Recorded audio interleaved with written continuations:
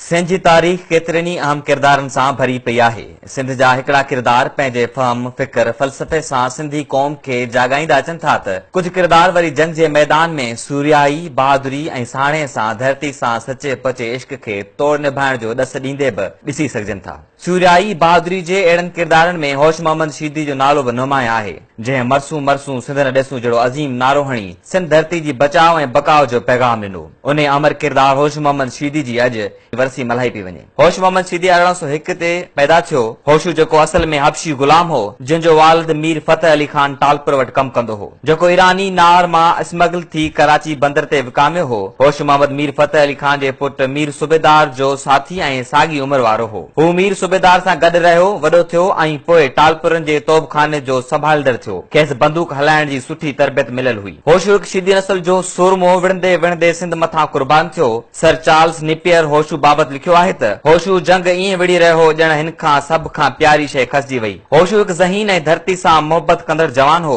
होशू निहायती मुनज़्ज़म तरीक़े सां जंग विड़ी रहियो। जंग जे फन में कंहिं बि अंग्रेज़ जनरल खां घटि न हो। होश मोहम्मद शीदी जी बहादुरी बेमिसाल हुई। मीर सूबेदार ऐं ॿिनि टालपुरनि शहज़ादनि इक़्तिदार जी लालच में गदारी कई। उन्हनि जी गदारी सबबि अंग्रेज़नि 11 जनवरी 1943 ईस्वी ते हमिलो करे इमामगढ़ वारो किलो फतह करे वरितो, जेको खैरपुर जे मीरनि जो हो। 17 फरवरी 1843 ते हैदराबाद खां 7 मील परे म्याणी वारी जंग लॻी। उहा जंग अंग्रेज़नि फतह कई त मीर सूबेदार हैदराबाद वारे किले अंदरि मण मिठाई जा विरहाया। म्याणी वारे जंग जे 4 ॾींहनि बाद 21 फरवरी 1843 ते अंग्रेज़ सिपाही हैदराबाद जे किले में दाख़िल थी विया। उते पहुची अंग्रेज़नि मीर मोहम्मद खान समेत पंहिंजे वफ़ादार मीर सूबेदार खे बि किले मां कढी कैद कयो। हिन घणियूं संदन आॾो दाहूं कयूं त आऊं अव्हां जो वफ़ादार आहियां, पर अंग्रेज़नि खेसि ही लफ़्ज़ चई कैद करे छॾियो त जॾहिं तूं पंहिंजनि जो वफ़ादार न आहीं त असां सां छा वफ़ा कंदे। अहिड़ियूं हालतूं ॾिसी होशू जी दिलि में अंग्रेज़नि लाइ नफ़रत ऐं हकारत अञा वधी वई। होशू कावड़ में सिपाही साण करे मीरपुर ख़ासि मीर शेर मोहम्मद ॾांहुं हलियो वियो। मीर शेर मोहम्मद बि होशू वांगुरु सिंध जो सचो सपूत हो। मीर शेर मोहम्मद 10 मार्च 1843 ते फ़ौज वठी हैदराबाद रवानो थियो।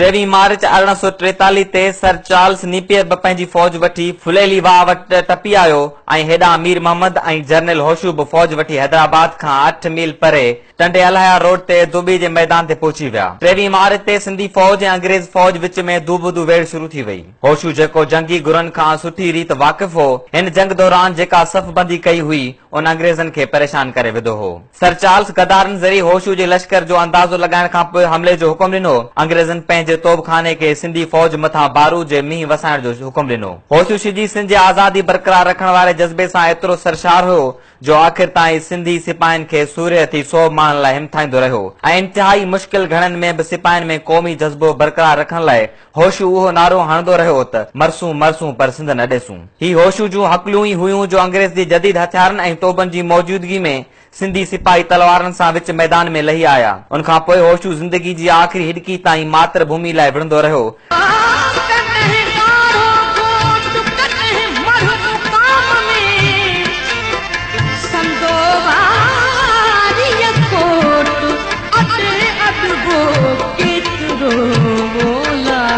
ऐं 24 मार्च ते दुबी वारे वेड़ में ई होश मोहम्मद शीदी शहादत जो जाम पीतो ऐं अॼु सिंधी क़ौम उन क़ौमी हीरो जी 135वीं वरसी मल्हाए रही आहे। होशू जी आख़िरी आराम गाह लाइ हिकु रायो इहो बि आहे त अंग्रेज़ दुबे जे लड़ाई खां पोइ सिंध जे शहीद थियल सिपाहियुनि खे दबे जे मैदान ते ई दफ़न करे छॾियो हो, पर ॿी राय उहा आहे त होशू जी क़बर पके किले अंदरि आहे। बहरहाल होशू जी क़बर किथे बि आहे, पर उन गुमनाम क़बर वारो उहो होशू सिंध जे हर नसल में सिंध लाइ विढ़ण लाइ उत्साह पैदा कंदड़ रहंदो ऐं सदियुनि ताईं संदसि नारो गूंजदो रहंदो, मरसूं मरसूं पर सिंध न ॾिसूं।